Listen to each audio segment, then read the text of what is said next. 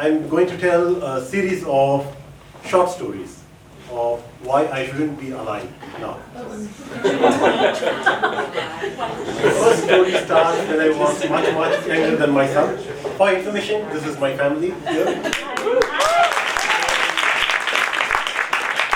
So the first story starts when I was much younger, like maybe 3 years old or 4 years old.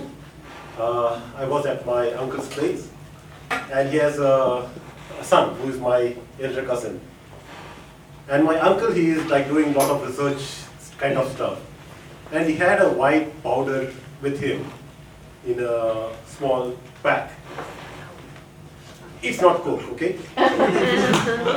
So my cousin told me, like, that is a new brand of very tasteful milk powder.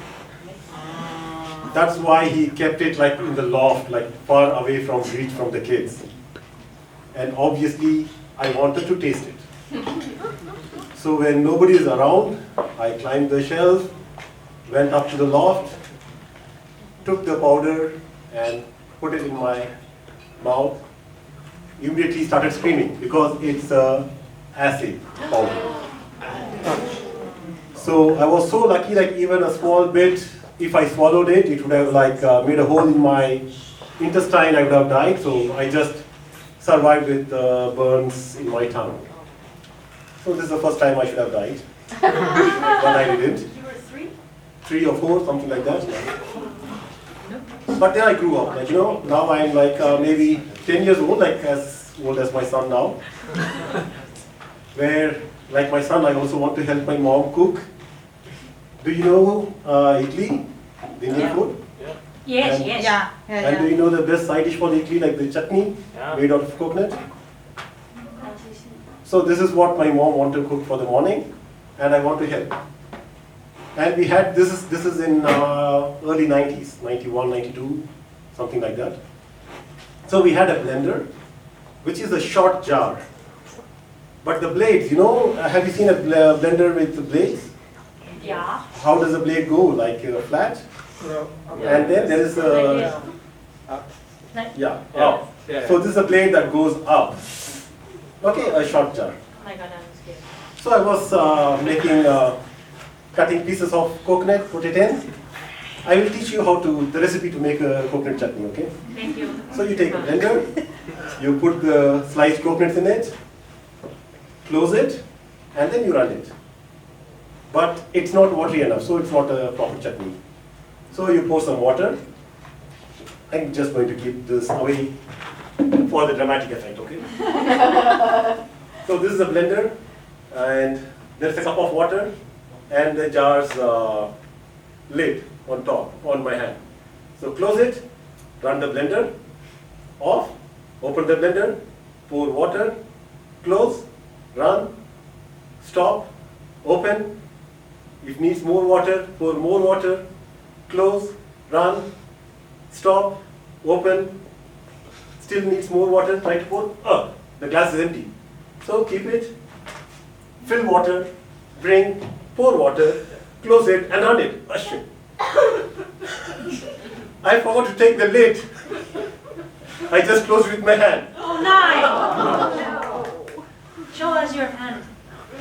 So I looked at my hand, it looked fine. My mom is like outside in the garden, like doing some washing or something. So I wanted to go and tell my mom, like there was like cut, like no bleeding or anything, okay? So I want to say like, okay, I need a plaster or something. So I went, looked out at my mom and said like, Mom, while making the chutney, I cut my hand and I looked there, like blood is flowing everywhere. Bloody Mary. And then I started crying. So then like, my mom took me to the hospital. This is in the 90s. There is no anesthesia specialist in every hospital. So I had like 18 stitches without anesthesia, because if they gave a local anesthesia, because of the blood flow, like, okay, so that's a different story, okay? So the second time I should have died. But no, I survived. Half time. So now I grow bigger. Now I'm 18 years old. And I'm allowed to travel alone, far distance. And my hometown is something like 200 kilometers from the place called Chennai, which many people referred today.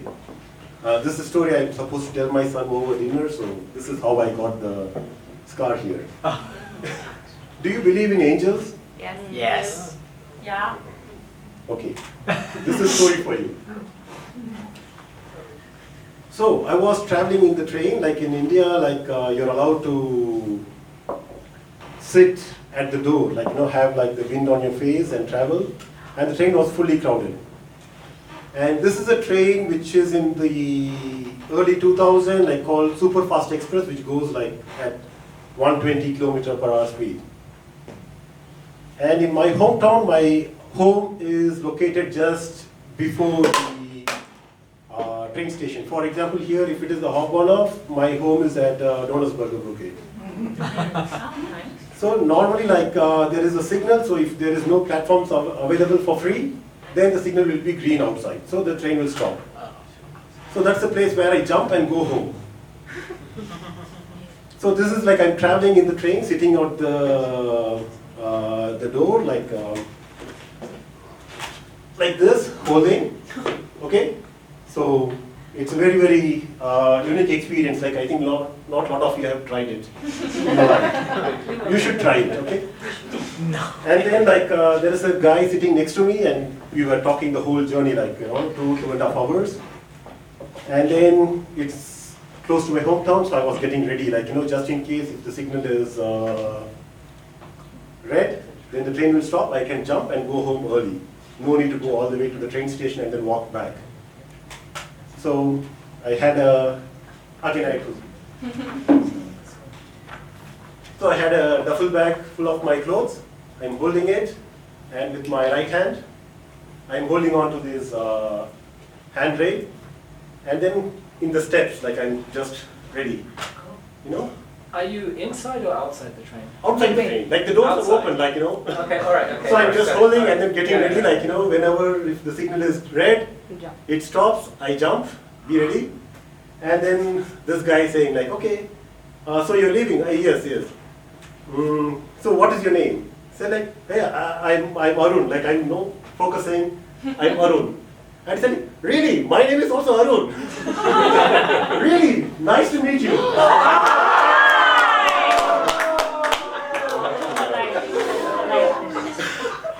The next minute, I am on the the stone gravels. Tracks on the tracks. I am rolling on that. My jean is torn, the buttons flown away. The top, it's all like, the dress, like I'm bruised, like everything. And then I stood up. The train's still passing. And then my glasses are missing, I couldn't see anything clearly.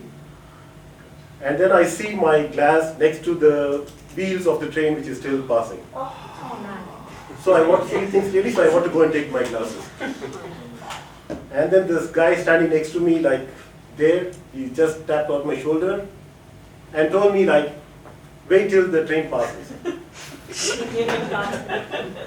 So it's like 5-10 seconds, the train passed, and then I went down, took my glasses, put it on, looked around, there is nobody. Like it's the middle of nowhere, like some another 100-200 meters distance, there is nobody there. So the guy was in your imagination. Or an angel. Guardian. It's from Jason's grandma's house. From England to India. Wait for the next train. sorry? Wait for the next train. I don't know. I don't want to test my luck. So, have you seen this movie Devil? Where a group of people stuck in the elevator?